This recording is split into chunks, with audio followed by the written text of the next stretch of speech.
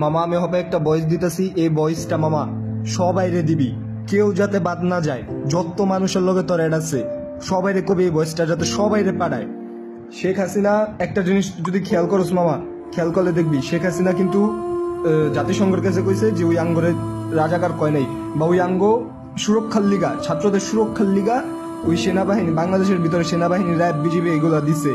কিন্তু সাধারণ মানুষ তো জানে যে সেনাবাহিনী আর র্যাব এগুলা কি করতেছে, কেমনে যে মানুষ মারতেছে এরা ওরা জানে। কিন্তু হপায় দিনের বেলা হপায় মনে কর শেখ হাসিনা দেশের বাইরে যাওয়ানোর প্ল্যানিং করতেছে। ওই যদি একবার দেশের বাইরে যেতে পারে মামা, দেশে যদি গণহত্যাও হয় তাও এটা পরে কেউ ধরতে পারবো না, কারণ ওই দেশের বাইরে।